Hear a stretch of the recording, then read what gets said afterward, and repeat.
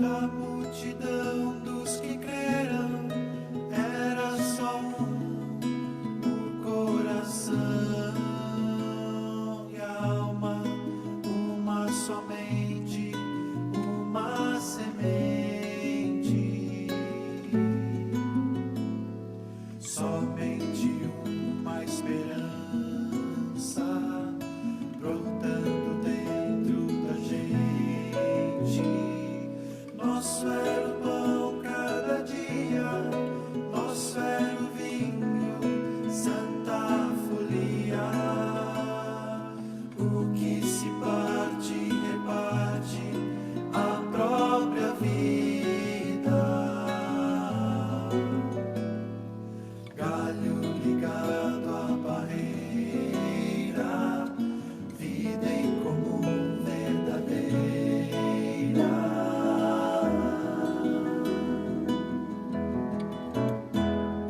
Sempre grande poder, curas, milagres de Deus. Sempre proclamação, Cristo Senhor ressurgiu. Da multidão dos que creram, era só o coração e a alma, muita alegria, singela vida. Na simpatia de todos, nasce a igreja de novo. Povo de Deus, sal e luz, para todos os povos.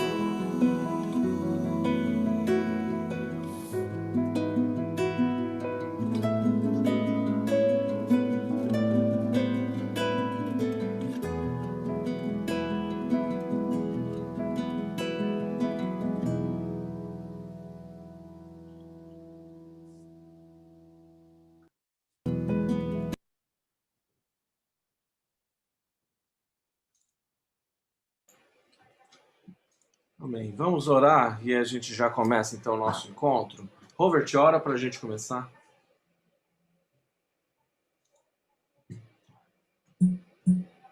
Obrigado, Senhor, por mais essa oportunidade da gente estar aqui reunido, em seu nome, para compartilhar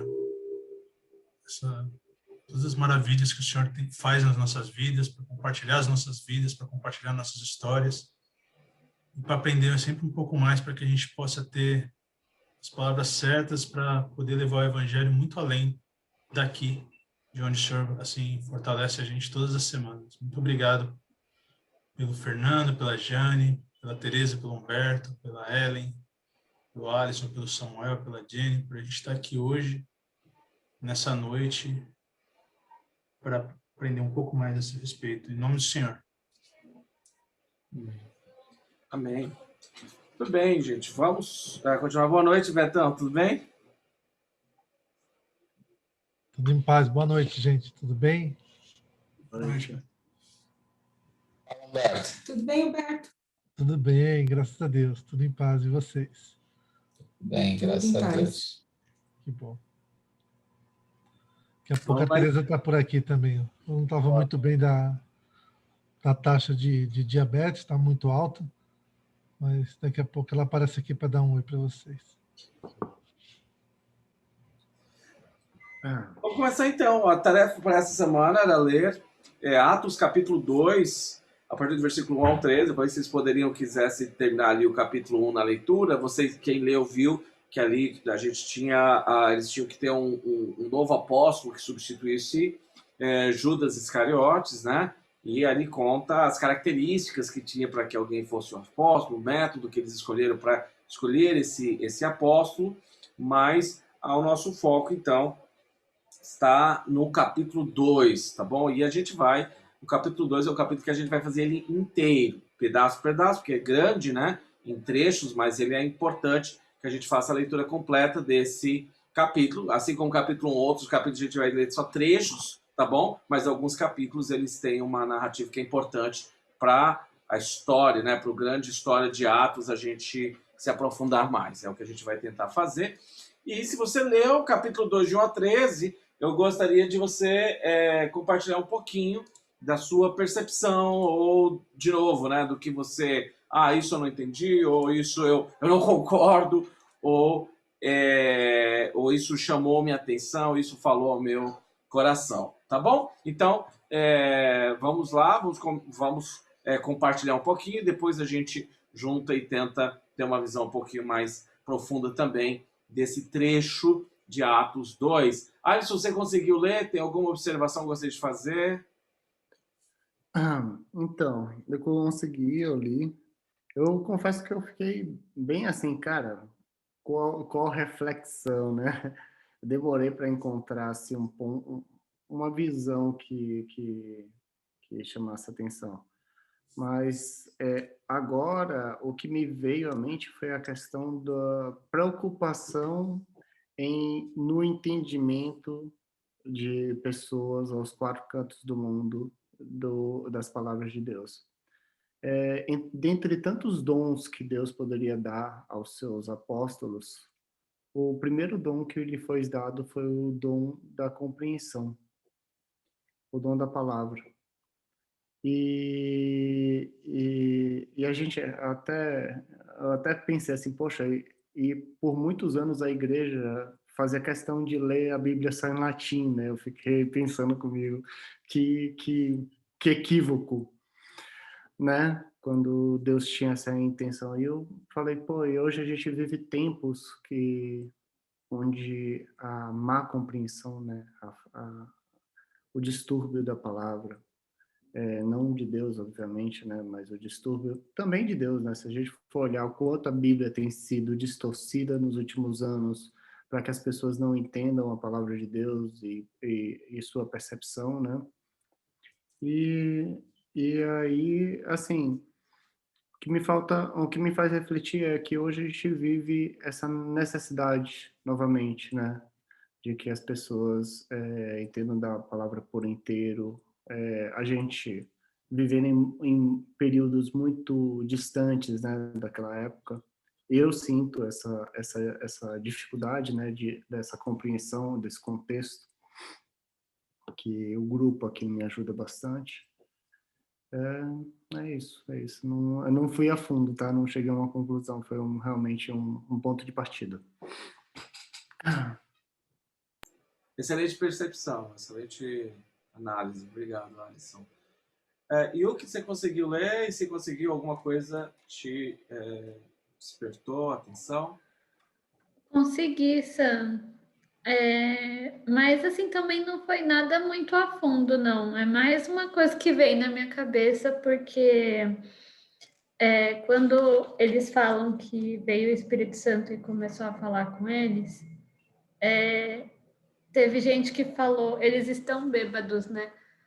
E aí eu fiquei pensando, porque quando eu não tinha esse conhecimento de Deus, essa proximidade, não sei, com Deus, eu também tinha esse mesmo pensamento com algumas pessoas, sabe? Então, assim, eu estudei numa escola que era adventista, né? Então, lá eles tinham bastante contato, né? E foi uma época que eu estava bem assim, achando ruim porque eles forçavam demais, né? Então eu acho que eu criei uma repulsa na época. E aí eu falava, nossa, eles são, né? Estão falando besteira, como é que chama? Ai, não sei explicar a palavra, mas eles são muito Fanático. fanático, exato, nossa, certinho. E eu falava, nossa, e aí quando eu vi essa parte, eu fiquei, nossa, como eu era fechada no meu mundinho. Porque as pessoas estavam tendo uma experiência tão boa e eu estava ali no meu orgulho, sabe? De não querer entender, de não querer conhecer. E como deve ter sido difícil também, porque, assim, para Jesus, né? Porque Como que você vai explicar que é você se as pessoas não querem ouvir? Aí, não sei, foi mais isso mesmo. Bem, Robert?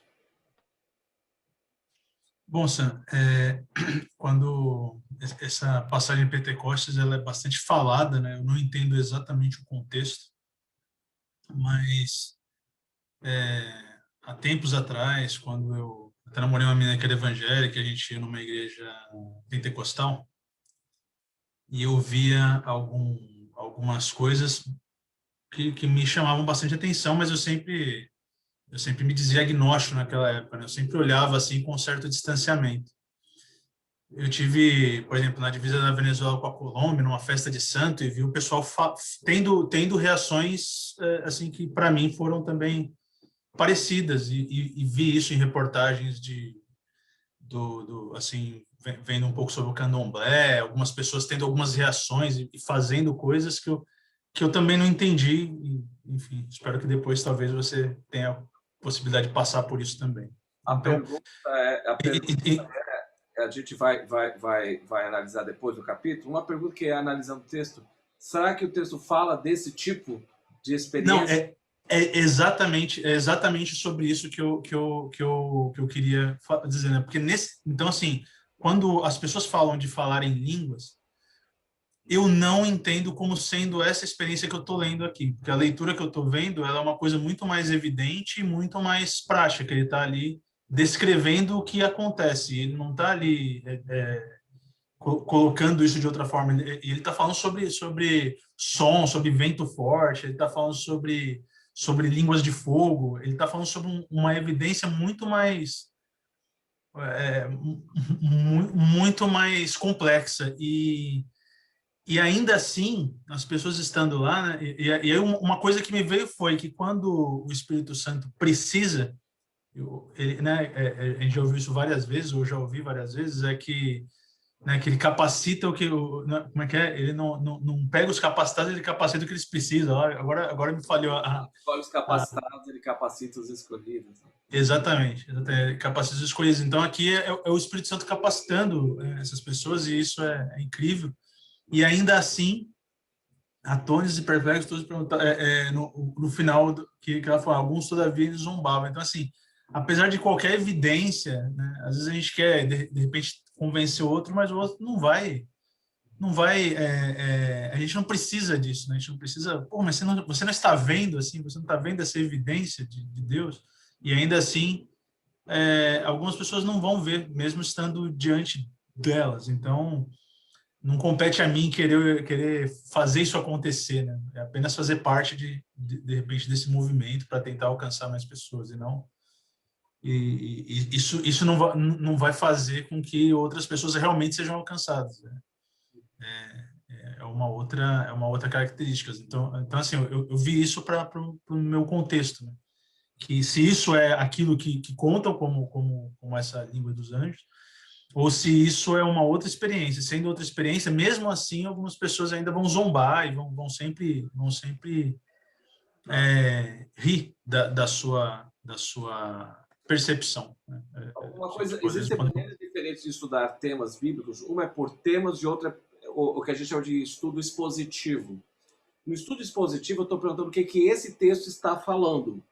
No estudo temático, eu escolho um tema e falo sobre esse tema. Então, eu poderia escolher e falar, vamos conversar sobre o fenômeno, a fenomenologia bíblica do falar em línguas. E aí existem outros textos, outros termos no grego, outras experiências. Eu vou hoje me atentar, quando a gente for ler o texto, a esse texto, tá bom? A gente não vai discutir se aquela experiência que você viu numa igreja pentecostal ou num outro contexto, se elas são reais ou não, e se elas existem ou não, se a Bíblia fala delas ou não, mas a gente só vai discutir esse texto. Então, perfeito. Só para dar um spoiler, essa é uma resposta que você não vai ter hoje à noite. Perfeito. Combinado? Perfeito. Só para a gente entender. Porque quando a gente olha para o texto, a gente tem que perguntar o que esse texto está fazendo. E uma coisa importante, antes da gente ouvir os outros, é que quando um autor, se a Bíblia é de fato inspirada pelo Espírito Santo, quando um autor relata um evento, relata um fato, ele tem um propósito E esse propósito, em última instância, se aplica a mim, ao meu coração, à minha vida, à minha experiência pessoal, né, e a minha compreensão de ser um seguidor de Cristo, é uma experiência de vida hoje. Então, com o tempo a gente vai criando essa consciência, e toda vez que você olhar para um texto e falar assim, esse texto não me diz nada, você pode deixar de lado e continuar lendo até que você chegar a alguma coisa vai chamar a sua atenção, como cada um aconteceu com o Govert, com a Yuki até agora, ou você pode também pesquisar, né, um pouquinho mais sobre o porquê essa história está relatada aqui, e aí o que a gente vai tentar fazer daqui a pouco, isso vai abrindo a sua mente, e aí vai falando, faz sentido. Assim, né? Então, o que me chamou mais atenção foi o Espírito Santo capacitando as pessoas, Perfeito. desse texto. E é só. Tá bom. Vamos ver. Fernanda e Jane.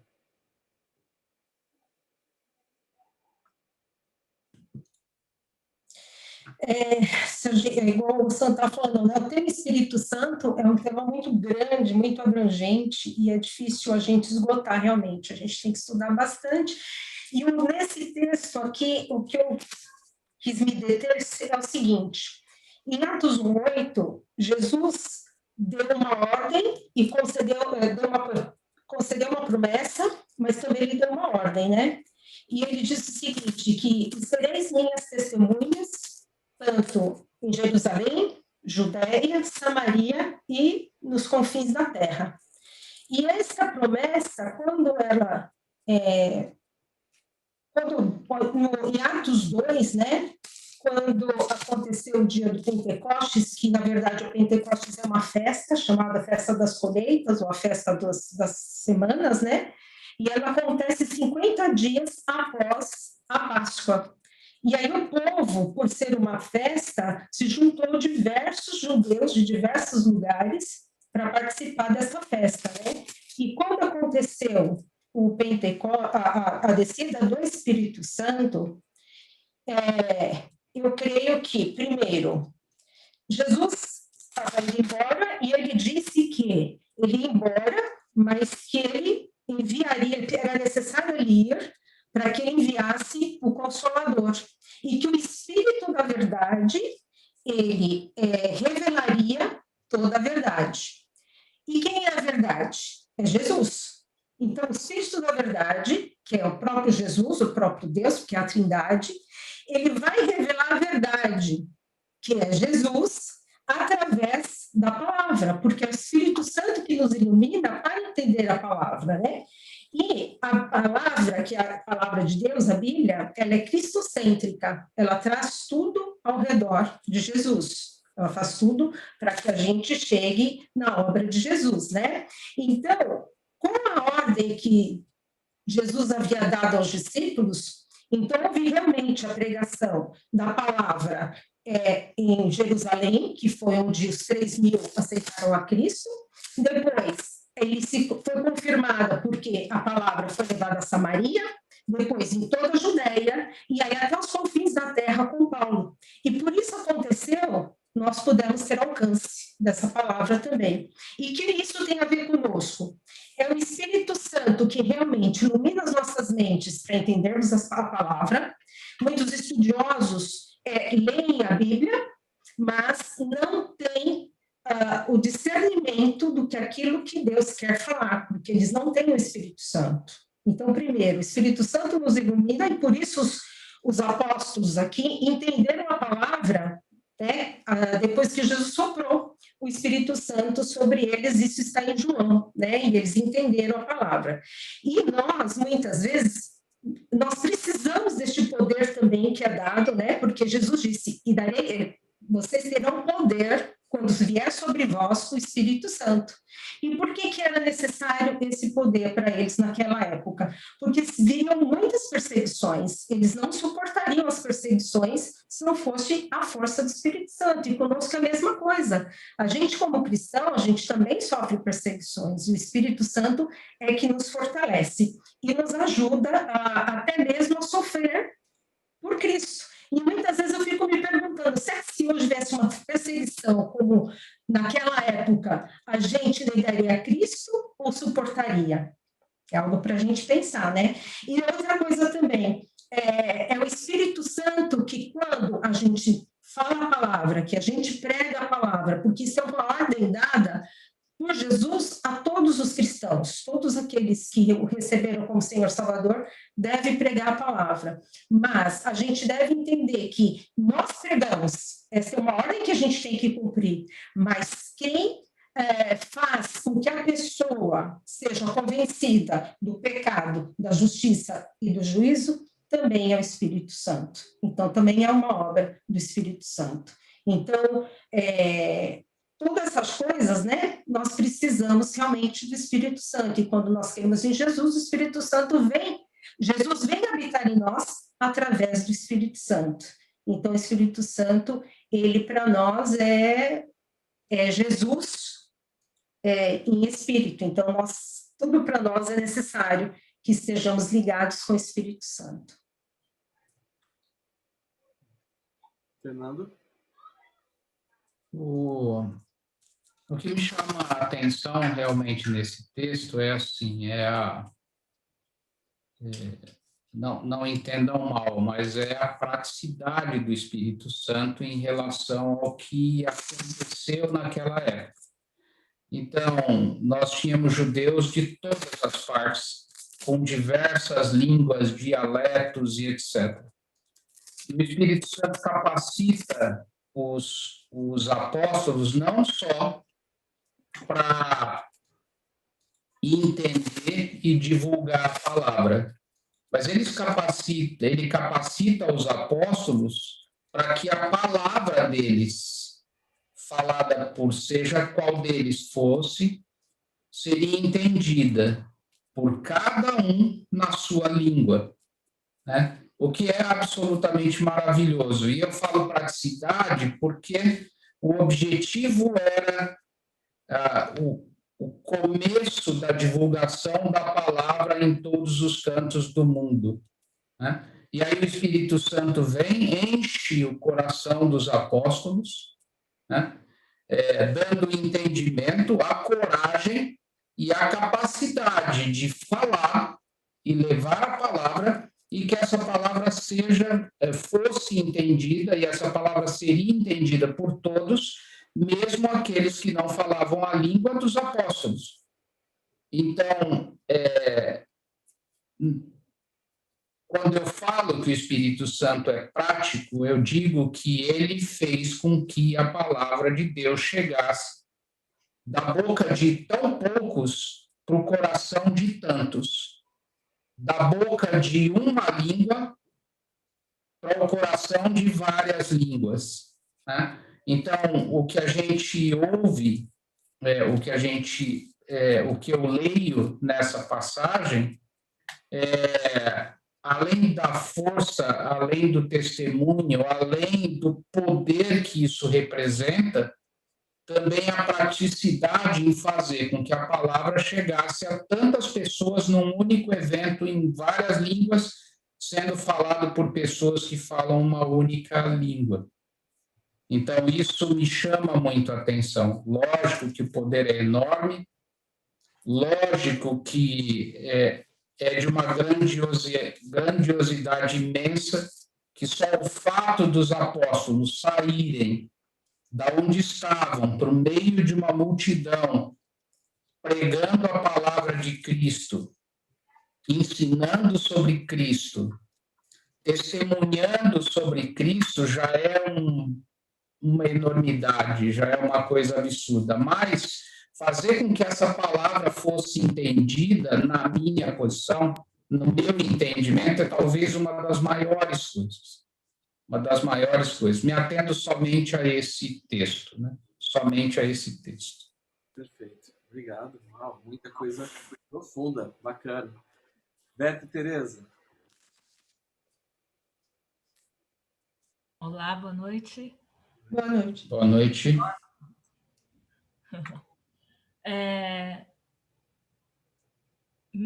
Eu pensando no que o Fernando falou, que a Jane falou, todo mundo está falando aqui, né? Imaginar isso que aconteceu é uma coisa extraordinária demais, Você imaginar isso. Agora que eu e o Humberto, a gente está assistindo The Chosen, fica mais fácil ainda da gente imaginar.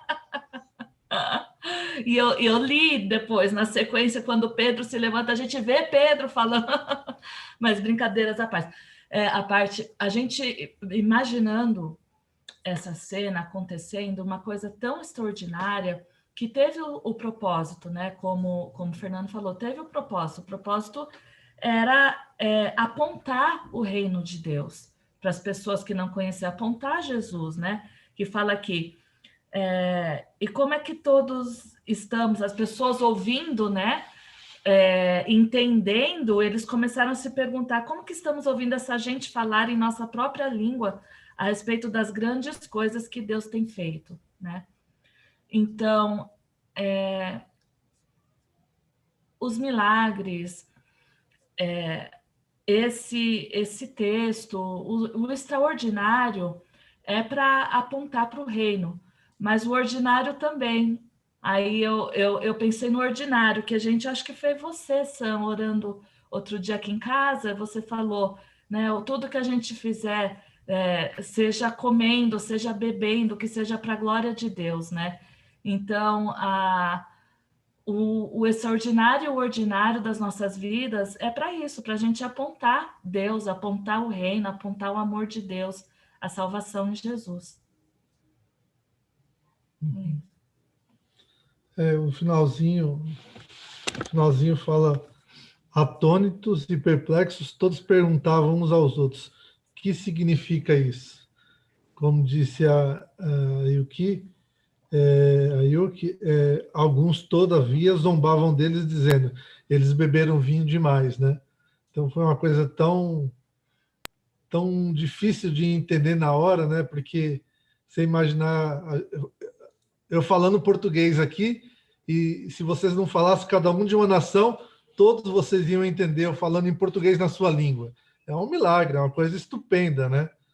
E então é muito legal você ver esse milagre acontecendo para a difusão do evangelho, né? E a gente vê, né, para trabalhar, o Sam vai trabalhar esse texto aí em específico, né? Mas sobre essa situação, está registrado lá em Joel 2, né? No Velho Testamento, e a gente tem também um desenvolvimento do dom de línguas também em 1 Coríntios 14, né? Então, são textos aí que, para quem quiser estudar o assunto, é muito legal estudar Joel 2 e 1 Coríntios 14, que vai desenvolver a dimensão do dom de línguas aí, que vai um pouco além do texto. Vamos devagar, um pouquinho de cada vez. Vamos no leite, depois a gente chega na carne. Vamos formando os... Vamos por partes. Vamos por partes, como diria Jack o Estripador. Jennifer.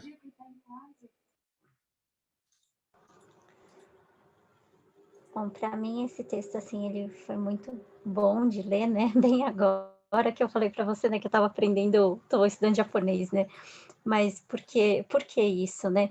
Porque eu vejo assim o cuidado, o carinho de Deus mesmo, porque quando a gente começa a estudar outra língua, a gente vê que é a língua que fala o coração da pessoa. Não adianta a gente querer traduzir tudo. Você tem que entrar na cultura para entender como aquelas pessoas pensam e como que vai chegar a mensagem para ela. Até os sons que elas fazem é diferente, até imitando os animais, eles são diferentes, né?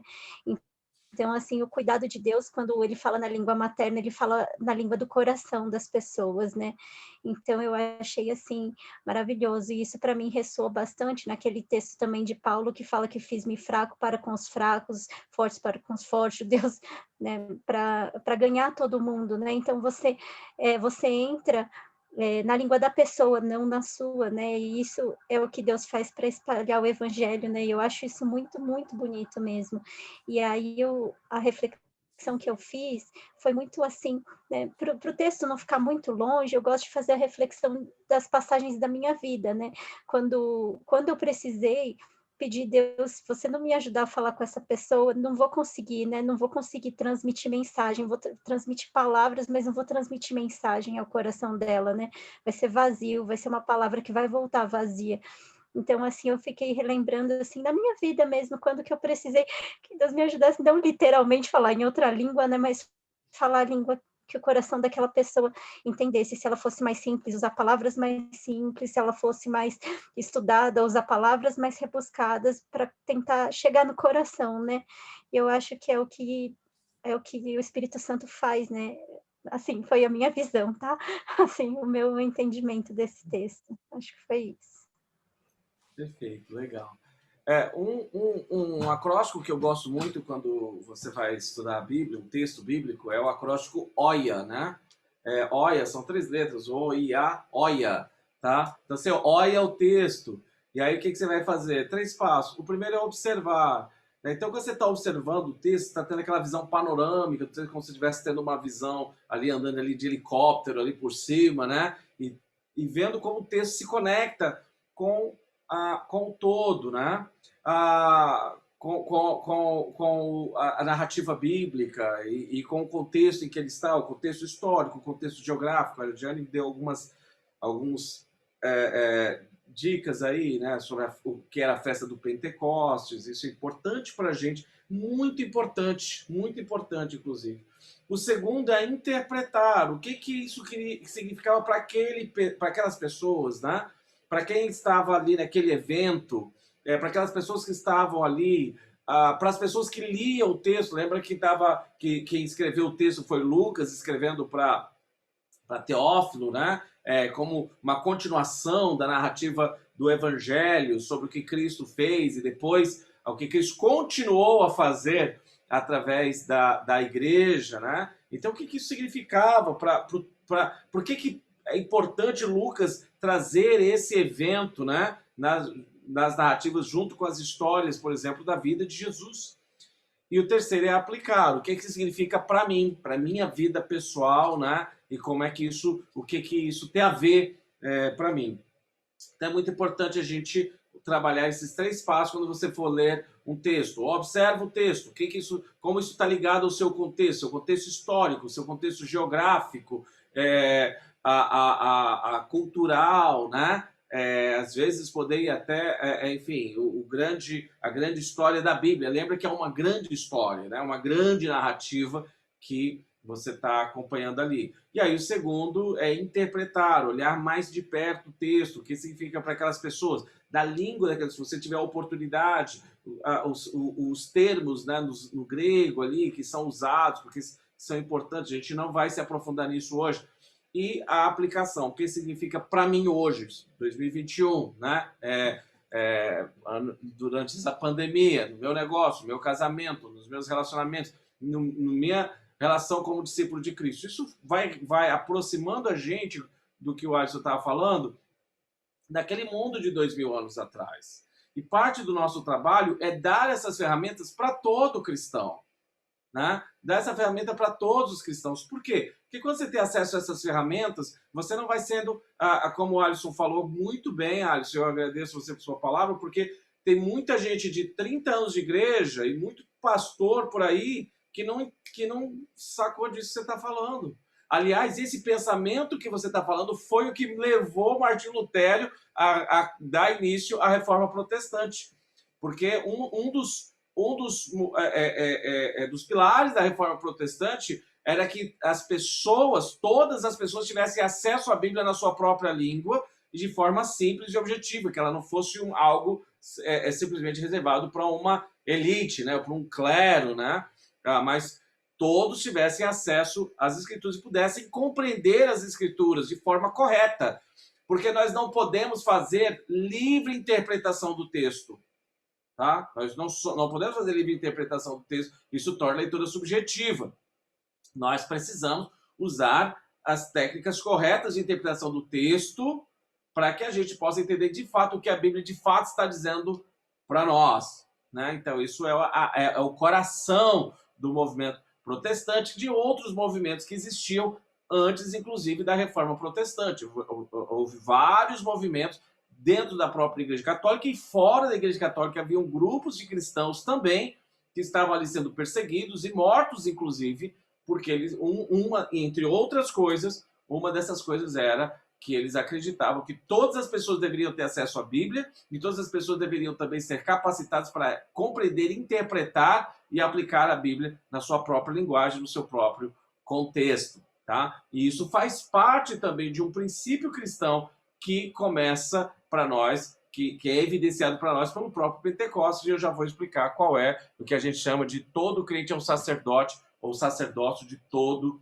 o crente. Então não é só os pastores, bispos, arcebispos, enfim, só o clero que pode ou deve ensinar as escrituras, mas todas as pessoas precisam ter acesso, compreender, poder explicar as escrituras. Isso é o que a gente chama também da nova aliança, ou Novo Testamento. Mas vamos ler o texto, e aí a gente tenta aprofundar um pouquinho mais, tendo em mente, tentem guardar da sua mente tudo que foi falado aqui, o que cada um de vocês mesmos falaram, porque todas essas coisas se complementam. Hoje eu não vou ter que corrigir ninguém, graças a Deus. Só complementar, só aprofundar um pouquinho mais, tá bom? Porque todos vocês falaram com muita assertividade, com muita propriedade, e é exatamente isso a obra do Espírito Santo, exatamente isso a conquista do Pentecostes. Nós nos ensinamos uns aos outros, nós aprendemos juntos, ok? E obrigado por vocês fazerem isso também. Chegando o dia de Pentecostes, estavam todos reunidos num só lugar. De repente veio do céu um som, como de um vento muito forte, encheu toda a casa na qual estavam assentados. E viram que parecia língua de fogo, que se separaram e pousaram sobre cada um deles. Todos ficaram cheios do Espírito Santo e começaram a falar noutras línguas, conforme o Espírito os capacitava. Havia em Jerusalém judeus, devotos, vindo de todas as nações do mundo. Ouvindo-se o som, ajuntou-se uma multidão que ficou perplexa, pois cada um os ouvia falar em sua própria língua. Atônitos e maravilhados, eles perguntavam: acaso não são galileus todos estes homens que estão falando? Quem esses galileus? Os primeiros discípulos de Cristo. Lembra que foi naquela região que o cristianismo nasceu. São os primeiros discípulos, os apóstolos e os primeiros discípulos de Jesus, tá? Então, são esses que estavam falando. Acaso não são... Então, vocês veem que uma palavrinha muito importante para ler o texto, dá uma explicação importante aí, tá? Acaso não são galileus todos esses homens que estão falando? Então, como ouvimos, cada um de nós em nossa própria língua materna, partos, medos e elamitas, habitantes da Mesopotâmia, Judéia, Capadócia, do Ponto e da província da Ásia, Frígia, Panfilha, Egito e das partes da Líbia próximas a Cirene, visitantes vindos de Roma, tanto judeus como convertidos ao judaísmo, cretenses e árabes, nós os ouvimos declarar as maravilhas de Deus em nossa própria língua. Atônitos e perplexos, todos perguntavam uns aos outros: que significa isto? Alguns, todavia, zombavam deles e diziam: eles beberam vinho demais. Pai, nos ajuda mais uma vez, ó Pai, a olhar para o seu texto e aplicar para as nossas vidas o que precisamos, ó Pai. Tantas coisas poderemos ficar a noite toda, talvez poderíamos montar um curso de meses só nesse capítulo, mas nós precisamos de uma porção tua hoje, ó Pai, que nos reanime, nos fortaleça e que nos traga luz na mente e fogo no coração hoje e agora.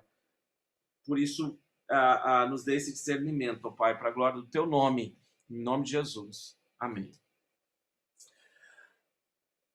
Quando nós olhamos para Pentecostes, nós temos um grande evento de grande importância para a história da humanidade. Na verdade, o Pentecostes, ele muda a história, é uma reversão, é uma mudança de paradigmas histórico, é uma mudança de paradigma na compreensão de toda a humanidade, tá? O Pentecostes, ele é um novo momento, uma nova visão que dá a base, que reconstrói a nossa maneira de ser gente, a nossa maneira de ser humanos, de olhar o outro. E o Pentecostes, ele segue alguns padrões. A Bíblia, ela tem, quando você lê a Bíblia como um todo, existem algumas maneiras de você observar a Bíblia, observar os textos. Algumas maneiras são frases que se repetem, outra maneira são contrastes, coisas que se contrastam, Tá? Então é muito importante você prestar atenção nisso quando você está olhando na Bíblia. E é muito importante você olhar que um evento ele está ligado. A Bíblia ela é como uma teia de aranha. Que um fiozinho está ligado a tudo. Se você puxa um, você vai estar ligado a toda a rede. Tá? Então é muito importante a gente olhar isso. E eu quero mostrar para vocês alguns eventos do Antigo Testamento antes de tentarmos, então, aplicar aqui, interpretar mais de perto o Pentecostes e aplicar o Pentecostes. Eu não vou ler, eu vou apenas citar por causa do nosso tempo, porque já estamos aí um pouquinho avançados, a gente tem o nosso momento de oração. Então eu vou só tentar citar alguns eventos. Mas quando a gente volta para Gênesis capítulo 1, capítulo 2, que Deus cria a raça humana, a ordem de Deus para Adão e Eva, depois que ele olha para eles e fala, e a Bíblia diz, e viu Deus que era muito bom, nós tínhamos ali a raça humana representada por Adão e Eva, e Deus abençoa eles e diz, vocês vão frutificar, multiplicar e encher a terra. Por quê? Porque ao encher a terra, ao frutificar e multiplicar e encher a terra, eles estavam povoando a terra com a imagem de Deus, o que a gente chama do Imago Dei. Eles foram criados à imagem de Deus e a terra está cheia da imagem de Deus através da multiplicação da raça humana. Esse é o primeiro momento da criação. A imagem que temos em Gênesis é a figura da terra como um templo. A terra é o templo de Deus e a imagem de Deus no templo somos nós. Então, se você olha um templo cheio de imagens, então você fala, é aqui que eu encontro a Deus, é nessas imagens que eu encontro a Deus. Na verdade, a figura de Gênesis é o quê? Na visão judaico-cristã, o templo é a terra é o templo de Deus. Isaías vai dizer, Isaías 6, né? Toda a glória de Deus enche a terra, né? E a raça humana é a imagem de Deus do templo. Mas com a entrada do pecado no mundo, que a gente chama de queda, né? A queda do homem, ou a entrada do pecado no mundo, nós não perdemos a imagem de Deus, mas essa imagem ela fica corrompida, ela fica deturpada. O pecado faz com que nós nos tornamos opositores uns dos outros. Mas quando Deus vai falar na narrativa, na história da conversa de Deus com Eva, Deus não diz para eles, olha, vocês pecaram, então não encham mais a terra. O que Deus diz foi, vocês vão ter filhos com dores, mas a missão de encher a terra continua, só que agora seria mais sofrido, seria doloroso o processo. E alguns dizem que a ideia do ter filhos com dores não diz apenas ao parto, que é obviamente um evento de dor para a mulher, mas a toda a sua relação com seus filhos ou com a sua descendência daí para frente. Então, quando a gente olha, continua na história de Gênesis, você tem um outro momento, um momento onde a terra está cheia de iniquidade. Então, o homem era para encher a terra da glória de Deus, ele enche a terra de iniquidade, e por isso o dilúvio vem sobre a terra. Mas quando o dilúvio vem sobre a terra, Deus faz um pacto com Noé, que é chamado do pacto do arco-íris, e ele diz, enquanto tiver arco-íris no céu, a terra nunca mais vai ser destruída com um dilúvio. E Deus volta a abençoar Noé, e ele diz, vocês vão encher a terra. Multipliquem-se e encham a terra. Então Deus está repetindo essa frase. Então presta atenção em frases que se repetem. Logo depois da cena de Noé, nós temos um outro evento, que é o evento de Babel. E eu quero fazer uma pausa no evento de Babel, porque Babel é o evento paradigmático oposto de Pentecostes. Por quê? Quando chegamos em Babel, a Bíblia diz que eles estavam reunidos, onde se forma o centro urbano na história, e eles falam, vamos construir para nós uma torre, e o texto começa dizendo que todos eles falavam uma só língua. É muito importante olhar isso em comparação com Pentecostes, Atos 2. Eles falavam uma só língua, e eles falaram, vamos fazer uma torre que alcance os céus. Então nós temos uma primeira experiência de uma religião, uma primeira tentativa religiosa em Babel. E qual é o propósito dessa religião? Chegar aos céus, alcançar os céus. Através do quê? Construindo uma torre. As religiões, tradicionalmente, historicamente, sejam quais forem, elas são marcadas, elas se identificam por construção de torres. E a torre que eles construíam tinha um propósito. Nós vamos construir uma torre, e eles falam assim, para nós não nos espalharmos e não enchermos a terra. Temos o primeiro contraste, eles estão abertamente se dizendo, não vamos cumprir a missão de Deus e nós não precisamos disso, nós apenas queremos chegar aos céus. E aí nós temos um outro figura que nós temos em Gênesis 11, na história de Babel, que acontece em Atos 2, que é o quê? Em Atos 2, nós temos as pessoas reunidas num só lugar. Em Babel, as pessoas estão reunidas num só lugar. Mas em Babel, nós temos Deus visitando aquele lugar. E em Atos 2, Deus visita também aquele lugar. Deus visita em Atos 2 através do Espírito Santo, né? Então, toda vez que você vai ver na Bíblia Deus visitando a terra, ele vai visitar ou para abençoar ou para trazer condenação, para trazer juízo.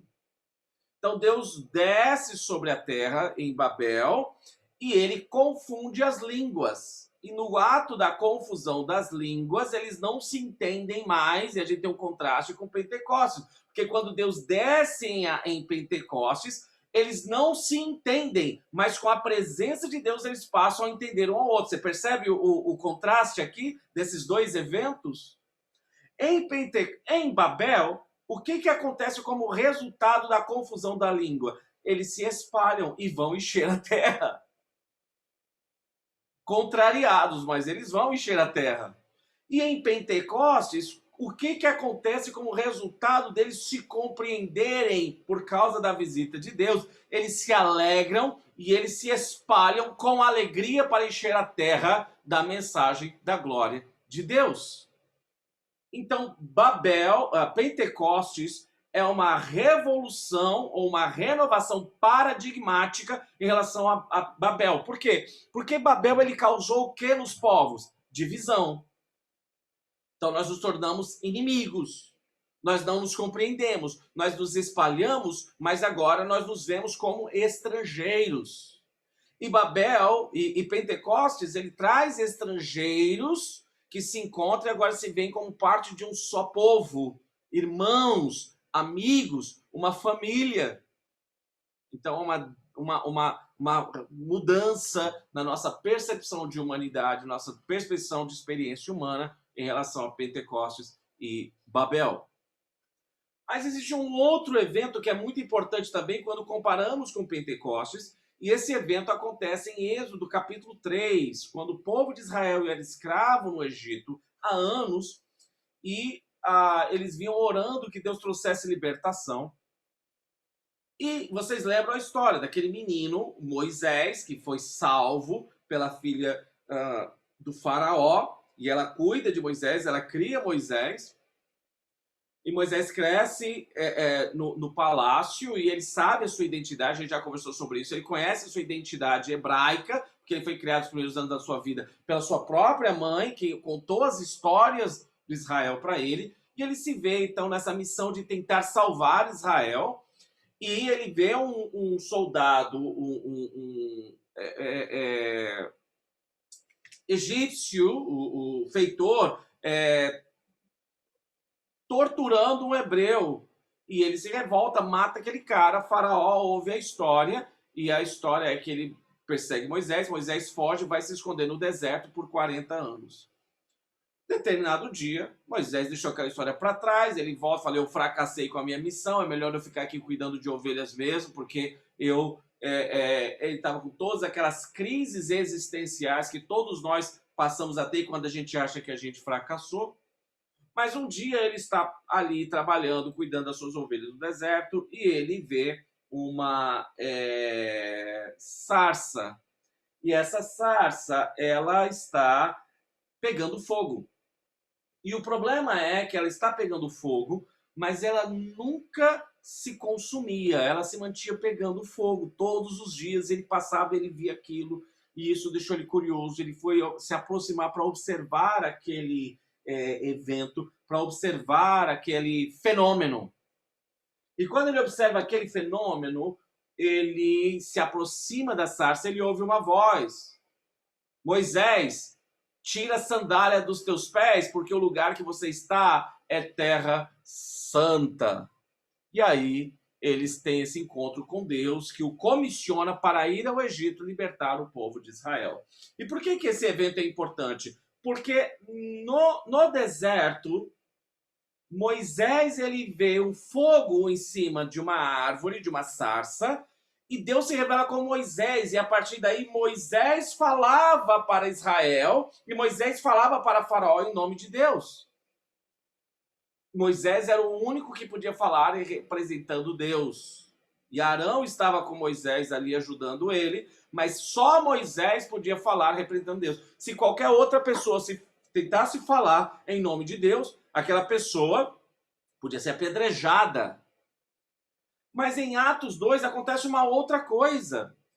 Você não vê mais o fogo sobre uma sarça, sobre um lugar que só uma pessoa tem contato e sai dali dizendo eu me encontrei com Deus, mas o fogo cai sobre a cabeça de todos os discípulos. De forma que a partir de agora, todos os discípulos passam a ser a boca de Deus para o mundo.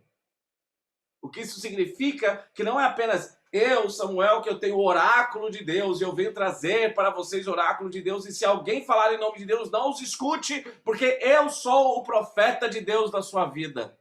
Não, a partir de agora, a partir de Atos 2, todos nós recebemos, todos nós somos a sarça ardente através do qual Deus se comunica para o mundo. Você entende? Então, nós agora temos esse novo paradigma. O paradigma que não é mais construído em torres, mas que ele é horizontal, onde nós recebemos de Deus e todos nós nos tornamos a voz de Deus uns para os outros e para o mundo. Então isso é muito importante, porque isso desconstrói a visão da religião que coloca um homem como representante de Deus no mundo, como ungido de Deus para o mundo, que tem toda a verdade em suas mãos, de qual você não pode questionar, você não pode tocar a mão, você não pode falar contra ele, porque senão você vai ser amaldiçoado ou excomungado. Mas todo cristão ele é responsável, e a gente vai ver isso no decorrer de Atos, por examinar as Escrituras, por questionar o que eu estou falando para vocês agora. E não só responsável, mas também é capacitado porque você é habitado pelo Espírito Santo para que você possa fazer isso. E a partir daí, todos nós estamos prontos e somos chamados por Deus para levar a palavra de Deus para o mundo. Sermos a voz de Deus, a boca de Deus no mundo.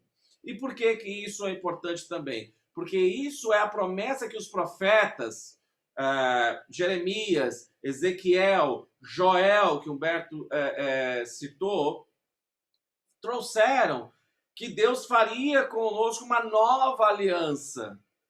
E nessa nova aliança, todos receberíamos o Espírito. E é muito interessante, porque o que ele está dizendo é: e ninguém ensinará ao seu próximo, porque todos falarão uns aos outros. Todos serão ensinados por Deus.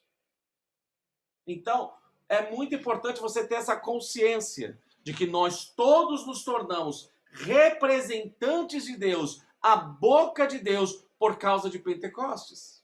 E Joel vai dizer que isso acontece sobre toda a carne. E quando ele fala sobre toda a carne, ele não está dizendo necessariamente sobre todos os seres humanos existentes, mas sobre pessoas de todas as raças. Porque essa é uma outra quebra de paradigma para o judeu. Na cabeça do judeu, somente os judeus receberiam isso.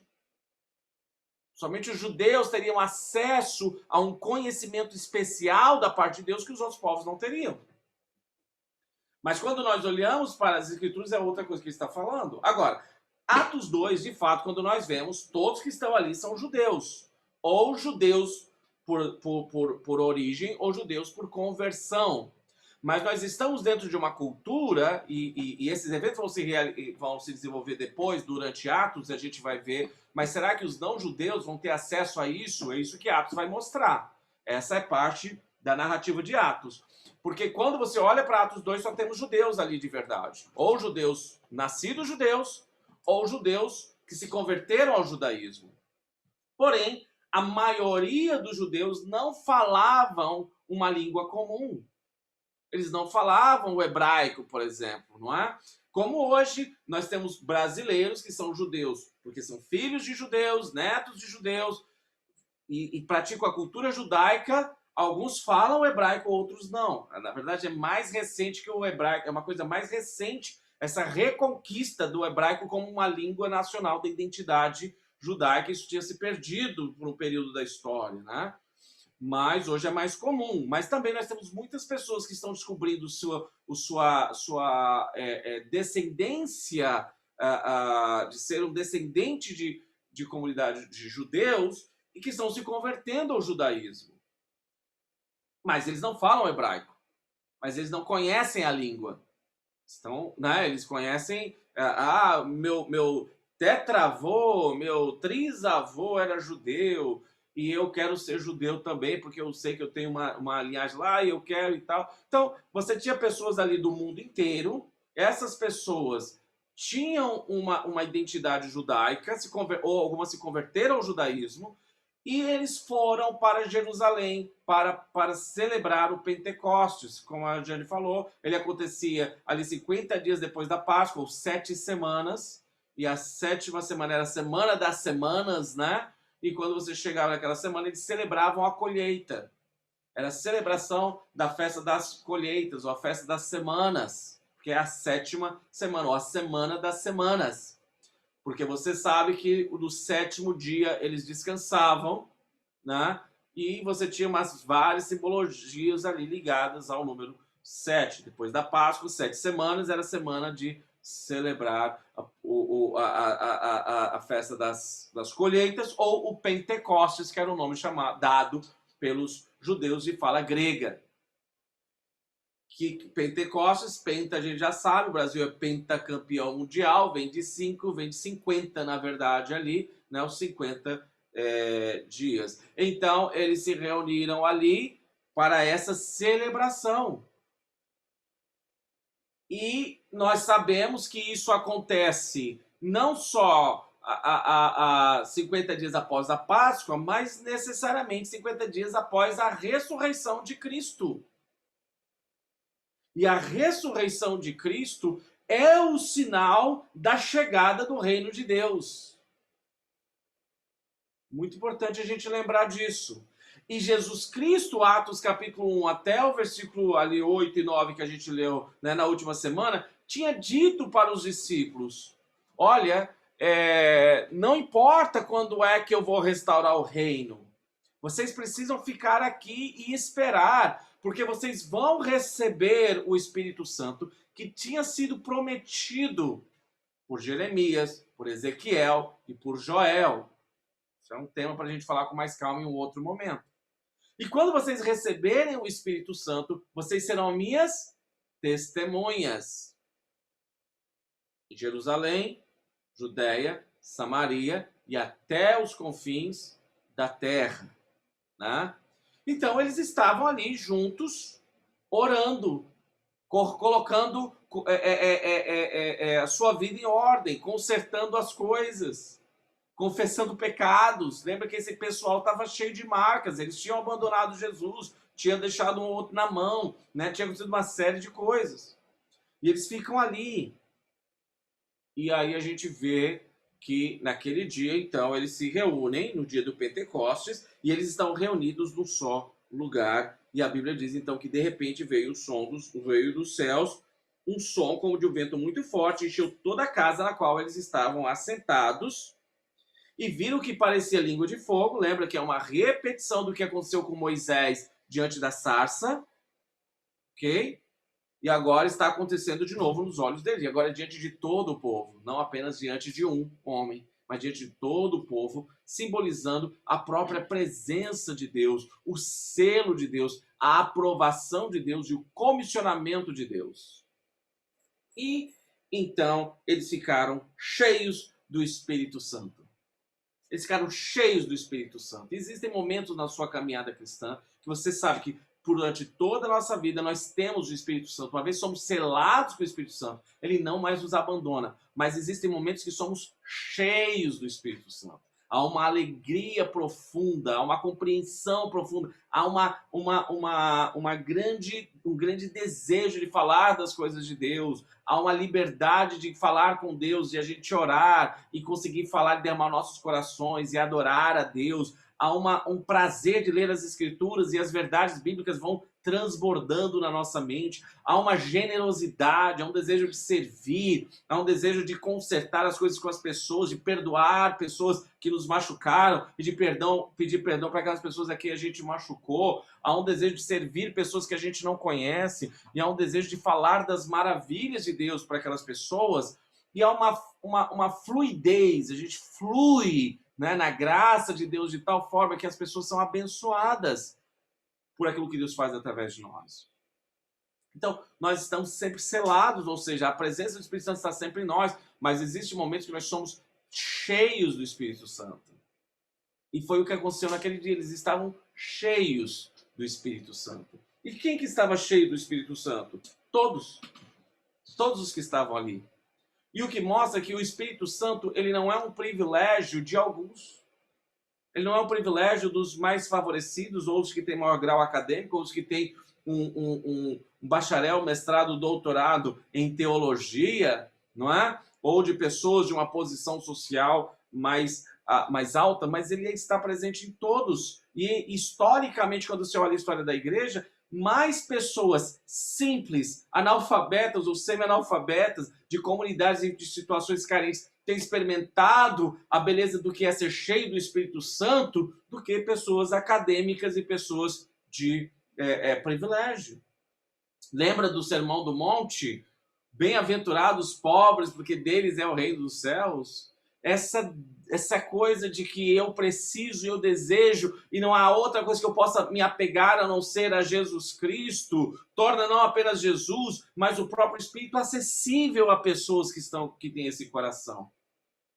Quando nós saímos da posição do mérito, da posição que nos coloca numa atitude de querer ter todas as respostas, de ter o controle de todas as coisas, nós somos levados para uma posição, para uma postura de convicção, de adoração, de contrição, de dependência, que nos torna o tipo de pessoa ideal para o Espírito Santo usar. E o ser cheio do Espírito Santo não é um ato que tira você de um controle mental, que leva você a um êxtase que você não sabe o que aconteceu, porque um dos frutos do Espírito Santo é o domínio próprio. Mas há uma consciência do que está acontecendo em mim, do que eu estou fazendo, mas também há uma consciência de que o que eu estou fazendo e falando, eu não faria se dependesse apenas de mim. Há algo além de mim. E é por isso que Deus recebe a glória. Porque há uma certeza da presença de Deus. Isso não tem a ver com personalidade. Eu já vi pessoas que eles falavam de um tom extremamente monótono, calmo, devagar, mas a própria presença daquela pessoa, você sentia a presença de Deus, o amor de Cristo, só daquela pessoa estar no lugar. Já vi pessoas muito cheias de emoção, que choravam e bradavam, né, enquanto falavam, e as pessoas sabem, puxa, isso não é mera emoção, há algo da parte de Deus aí, você sabe que a presença de Deus está ali. Já vi pessoas simples, pessoas com pouco conhecimento acadêmico, que podiam falar e você sentia a presença de Deus, uma sabedoria da parte de Deus. E também pessoas com grande conhecimento acadêmico e que não eram de forma alguma pessoas meramente academicistas, mas pessoas que falavam e falam aos corações. O que isso causou no Novo Testamento a gente vai ver no decorrer da leitura de Atos, mas foi uma quebra de paradigmas, porque Deus estava falando não apenas através do sacerdote ou do alto religioso judeu, mas através do homem comum. Deus não estava falando apenas através dos grandes pensadores e filósofos gregos, mas através do homem, da mulher comum, do escravo. A comunidade cristã, a gente vai ver no decorrer de Atos, que nós vamos ver que escravos eram escolhidos para serem pastores em igrejas, onde senhores de escravos eram os membros da igreja que se sentavam não só para ouvir, mas que honravam aqueles homens como seus líderes.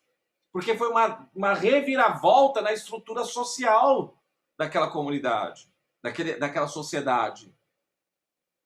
E quando a gente olha para o texto, que a gente vê um grupo de galileus que são seguidores de Jesus, começam a falar, e todos começam a entender em suas próprias línguas, pessoas de todos os países, ou de todas as culturas ali representadas, nós temos um grupo de pessoas que olham e falam assim, gente, que palhaçada, qualquer um pode entender o que eles estão falando, porque eles estão falando na nossa língua. Esses caras devem estar bêbados. Por quê? Porque eles entendiam o que esses discípulos galileus falavam. Por isso que eles olham e falam, por que tanta alegria, tanta festa as pessoas estão falando? Entende? É óbvio, dá para entender o que eles estão falando. Estão falando a nossa língua. Qualquer um entende o que eles estão falando. E é por isso que algumas pessoas não conseguem perceber a obra de Deus, porque a graça de Deus e os sinais de Deus muitas vezes estão entre aquelas pessoas que não, que quando olham uma coisa que parece óbvio,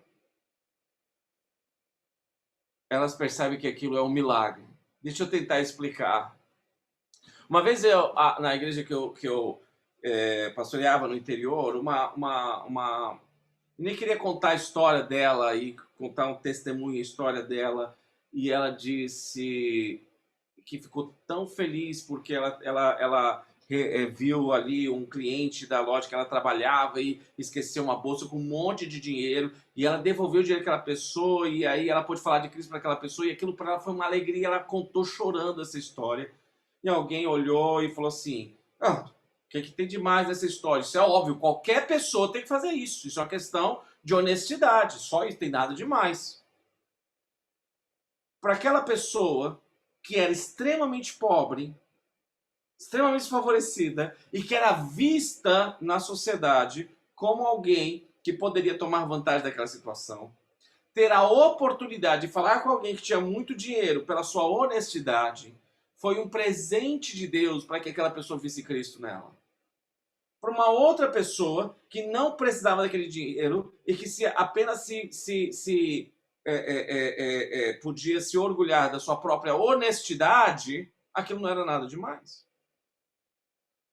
Então, quando nós vivemos a vida não como o pobre do espírito, mas como classe média espiritual, porque eu sou obedecedor, ou como rico no espírito, algumas coisas são óbvias ou até não faz qual a coisa...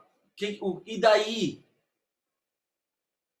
Quando nós estamos numa situação onde nós somos carentes, pessoas que estão carentes de ouvir a palavra de Deus, por exemplo, pessoas que estão carentes de esperança, pessoas que estão carentes de vida, pessoas que estão carentes de ser amadas, pessoas que estão carentes de ser aceitas, pessoas que estão carentes de serem vistas, e elas são alcançadas pelo povo de Deus, que está habitado pelo Espírito Santo e que na dependência do Espírito fala as palavras de Deus e serve fazendo as obras de Cristo.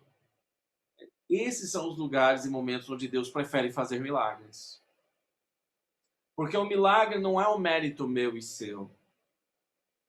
Muitas vezes eu vejo pessoas perguntando, mas por que Deus não fez um milagre com a minha mãe, ou com o meu irmão, ou com o meu sobrinho, ou com o meu avô, ou com o meu amigo que estava com Covid?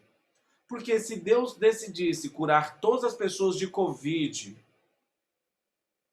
por meio do milagre, não seria um milagre, seria a realidade comum. E essa realidade comum, onde a doença não matará ninguém, só é possível no novo céu e na nova terra. O milagre é dado para sinalizar o novo céu e a nova terra que virá. E qual o sinal que está sendo dado aqui sobre o céu e nova terra? Que no novo céu e na nova terra, todos falaremos uma mesma língua e não haverá mais divisão social, cultural, de raças, de gêneros, porque todos nós seremos parte de um só povo que falará uma só língua. É esse o sinal. Isso acontece hoje Não. Por quê? Porque a gente ainda não está no novo céu e na nova terra. Mas quando nós, movidos pelo Espírito Santo, estamos numa comunidade onde podemos ter pessoas de pontos diferentes, vivendo juntos como uma família de fé, cuidando um do outro, amando um ao outro, servindo um ao outro, como vamos ver em Atos, perdoando um ao outro e compreendendo a dor, a ansiedade um do outro, falando uma mesma língua, esse é um sinal de um milagre que Deus está fazendo no nosso meio, que aponta pela nossa vida e pela nossa comunidade para o mundo, que haverá um novo céu e uma nova terra, onde isso será pleno, eterno e perfeito.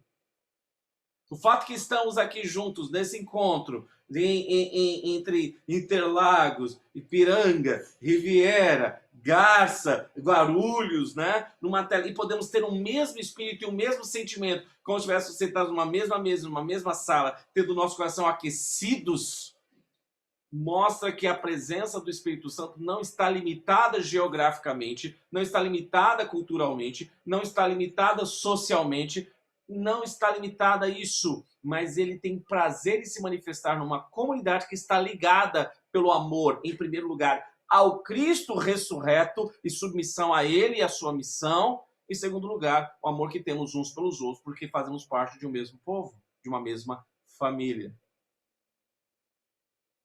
Então, Pentecostes quebra todos esses paradigmas. Pentecostes derruba a Torre de Babel. Pentecostes arranca a sarça ardente e joga fora. Pentecostes coloca você, Yuki, como a voz de Deus na minha vida. Pentecostes coloca aquela pessoa que alguém olha e diz: o que eu posso aprender de uma pessoa como essa? E a gente olha para aquela pessoa, uma vez que é habitada pelo Espírito Santo e colocando a sua confiança na palavra de Deus e tendo sua mente, né, alimentada pela palavra de Deus, como alguém de mais relevância para ser ouvido do que um pós-doutor. Então, o que está acontecendo aqui é que quando as pessoas estão numa posição onde elas olham para você e dizem: eu tenho todas as respostas, eu entendi tudo, como a Tereza comentou, ou aquela pessoa que, ou foi não sei se foi a Tereza ou foi a Jane, mas eu estou estudando aqui e eu tenho acesso a todos essas informações e eu sei de tudo isso aqui e tal, não, e temos todas as respostas. E aí eu falo: por que você está alegre com isso aí? Você está bêbado? Você encheu a cara? Isso aqui é uma coisa mais simples e mais comum de qualquer um pode encontrar. Somente aqueles que estão abertos para o Espírito de Deus podem fazer isso. E aí o Robert fez um comentário muito interessante, Robert, porque quando a gente olha para o texto, é interessante que a diferença entre aquelas pessoas que estavam alegres e aquelas pessoas que estavam falando assim: por que eles estão alegres? Eles estão falando, galera, todo mundo entende a língua. Qual era a diferença entre um e o outro? Era um detalhe. É porque esses não faziam parte daqueles sobre quem o fogo, as línguas de fogo desceram sobre sua cabeça. Em outras palavras, eles não tinham o Espírito Santo. O que isso significa para a gente? O Espírito Santo não é um mérito meu. Não é dizer: olha, eu tenho, você não tem. O Espírito Santo não é algo que diz: olha como eu sou bom, olha o que eu conquistei. Eu entendi, você não entendeu. Eu não tenho mérito nenhum. Ele veio sobre mim. Eu não tenho mérito nenhum. Se não é um mérito meu, então tem duas coisas que eu posso entender. Primeiro, qualquer pessoa sendo alcançada pelo Espírito Santo vai poder compreender coisas incríveis. Não importa quem ela seja, não importa quão rico, quão pobre, quão ateu ou quão religioso ele seja. A segunda coisa é que se o Espírito Santo veio sobre mim, ele pode vir sobre qualquer pessoa também. Não é mérito de ninguém, é bondade de Deus. O que significa que, como o Robert disse, que eu não preciso forçar ninguém porque eu não sou o Espírito Santo. Nós apenas nos alegramos no que o Espírito Santo já está fazendo na nossa vida. E quando alguém dá risada ou questiona, o que a gente faz? Você fala: olha, gasta mais tempo com a gente. Vamos caminhar, existe um pouquinho mais. Continua. Quem sabe esse fogo não desce sobre você também, aí você vai entender. Mas vamos continuando aqui. Porque o grande diferencial dessas pessoas não eram as pessoas em si. Não era o fato delas serem galileus ou romanos ou isso ou aquilo, porque tornaram elas especiais. A única diferença delas era o fato que o Espírito Santo veio sobre elas. Era isso. O que faz com que, e isso é uma evidência que foi falada, aliás, Pedro vai citar a profecia de Joel, que o Humberto falou, que está se cumprindo aqui. E essa profecia dizia, olha, naquele dia, seus velhos terão sonhos, os jovens terão visões, os seus filhos profetizarão, os seus servos, seus escravos vão ensinar. E o que ele está dizendo? Que crianças iriam ensinar, que escravos iriam falar, que os velhos iriam ter sonhos, iriam ter visões, que os jovens iam ter coragem, iam ter visões revolucionárias para mudar o mundo, por causa da presença do Espírito Santo.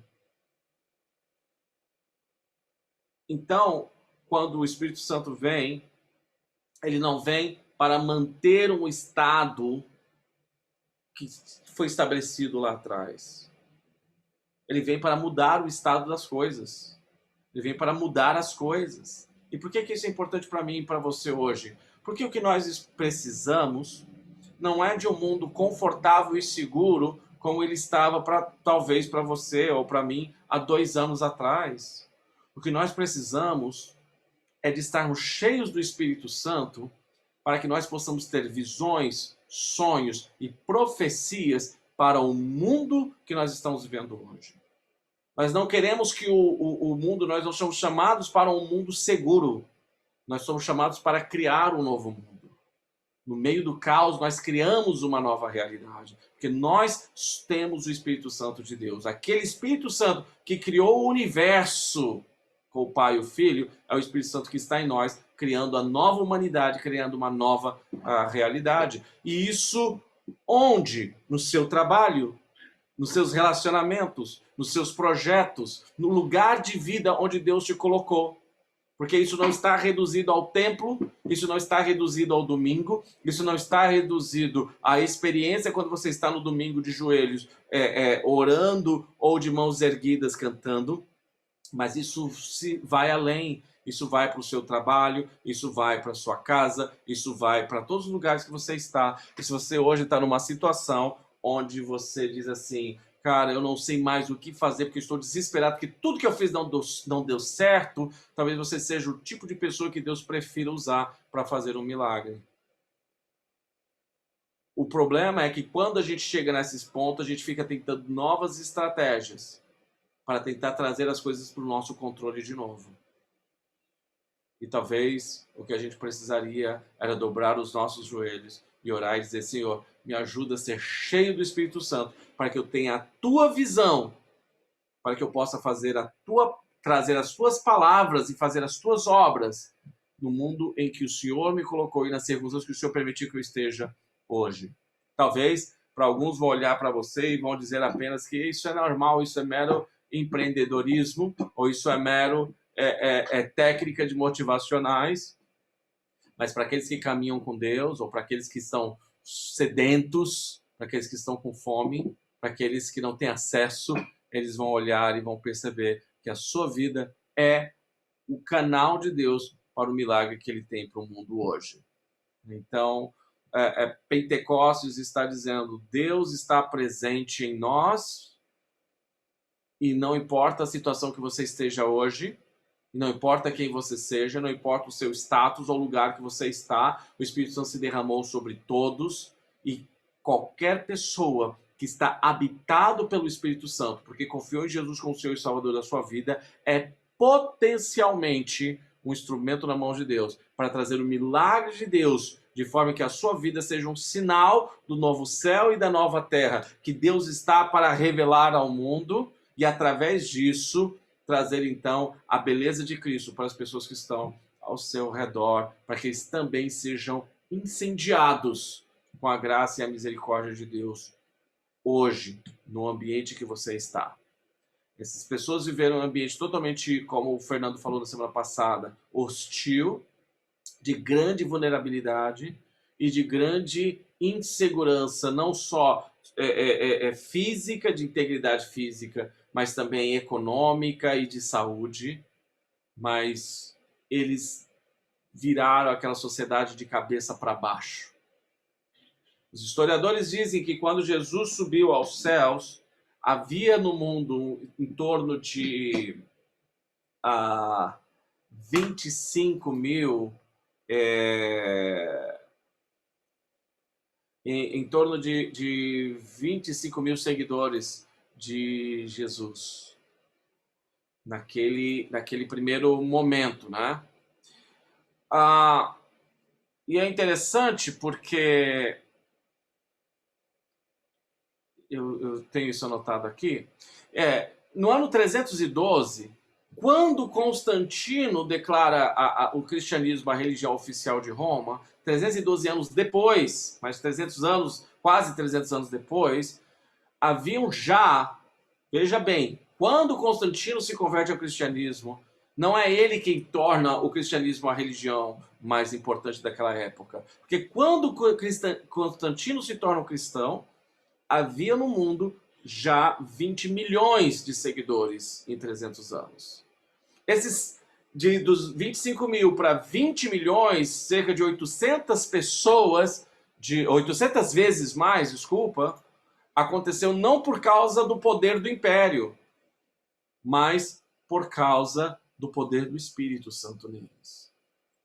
Para terminar, eu quero terminar com uma história baseada num texto que a gente vai ler logo aqui em Atos, inclusive, nos próximos textos que a gente vai ler, mas